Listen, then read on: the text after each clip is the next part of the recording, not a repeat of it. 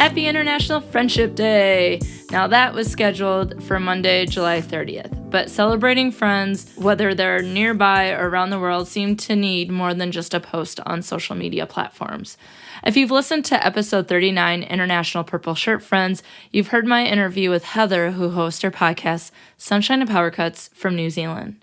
It's great to connect with people around the world, so happy International Friendship Day / International Friendship Week, because it is now Sunday, August 5th, when the U.S. celebrates this particular holiday.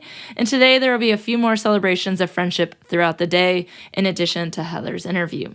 First up is Purple Shirt friend Alyson. She's an American who moved to a new culture, so she shares what it's like to make new friends in a new country and how to stay in touch with friends back home.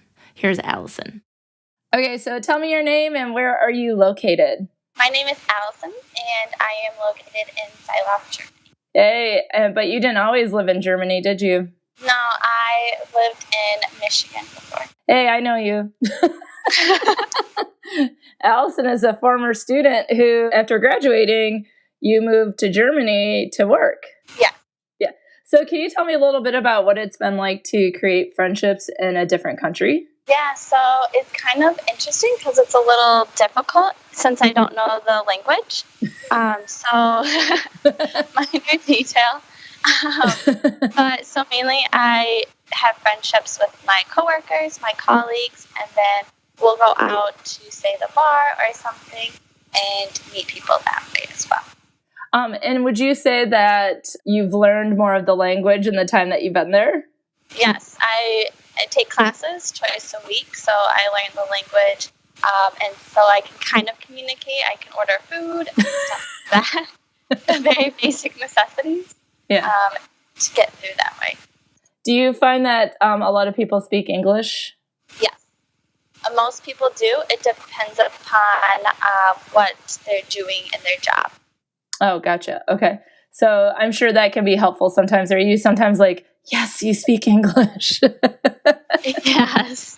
Yep. And occasionally you can find people that speak English, or you run into other international people as well.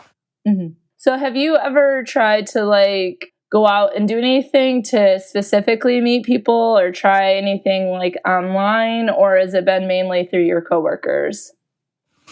Coworkers mainly, but then one time we did go out to a beer festival that they had in Frankfurt and did meet some people that way as well, and they happened to be from the Army base. So.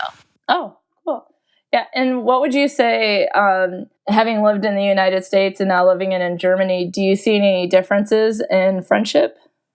Yeah, so I think in the U.S., friendships you can develop very quickly. People are constantly moving a lot, so you're almost forced to meet people very quickly. And in Germany, it's a little bit harder because people stay in their one area, so they may not move from town to town as much as people in the U.S. Mm-hmm. So their friendships take a little bit longer to develop, and once they trust you, then you have a friend for life. Oh, that's awesome. Friends forever. Do you miss me singing and whatnot? I do. This is what I'm like in class. So I imagine then being in a different country, it sounds like, you are creating friendships and they might take a little bit longer than the ones in the United States, and you've been there a little bit over a year, so it might take a little bit more time. But I imagine you have tried to maintain friendships that you've had your whole life or from college or whatever the case is. So can you tell me a little bit about how you've managed your long distance friendships? Yeah, so I try to write handwritten letters is what I try to do quite often.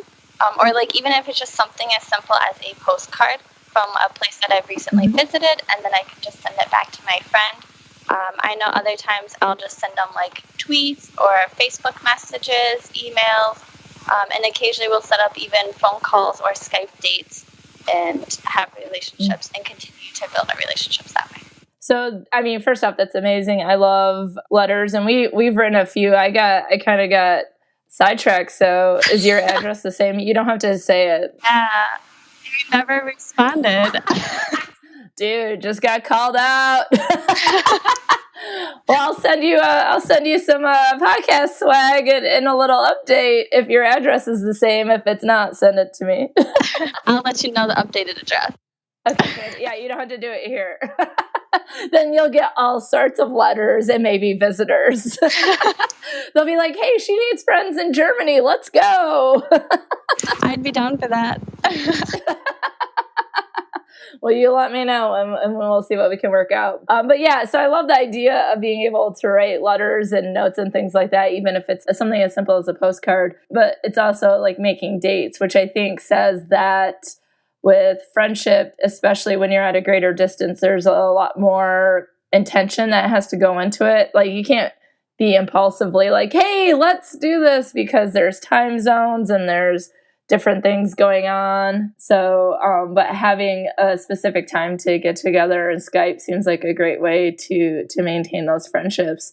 And I know that you, as one of my former students that you're friends with, some of my other former students, I've seen that people have traveled and visited and things like that. So that's amazing. So, yay. Yeah, you definitely have to put a little bit more thought into it because of the time zone. So, and then it's usually the weekend based off of everyone's calendar. Yeah. And then you can kind of make trip plans and go places. And yeah, it's fun. Yeah, it sounds like you might have to like look in advance, but that it's well worth it to maintain those connections. Exactly, yeah.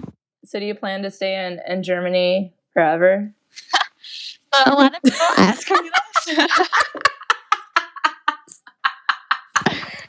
Sorry, I like the long pause. The what? Yeah, a lot of people ask me that, and I think it determines if, like, where the job is, mostly. But I think I would want to go back to the U.S. so I can still see my friends that I miss there, and family as well. And then I wouldn't be opposed to coming back to Germany soon. Yeah. And then when you go back to Germany, you'll have German friends there that you already have connections with. And so it's like the best of both worlds. Exactly. And then hopefully I can meet people like all over the world and then just have a place to go every time I want to travel. You're like, someone in France, there. Someone over here, perfect. Someone in Australia, coming to see ya.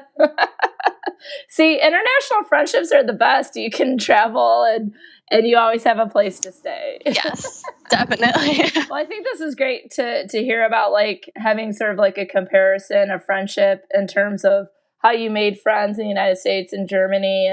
And knowing that, I think you have a better plan of making friends in Germany, but also you put a lot of effort into maintaining your friendships, which I think is all positive. So, well, you always have a place to stay in Mount Pleasant, Michigan. I'm sure there's more than just me, but so thank you, Alyson. I appreciate it. Thank you.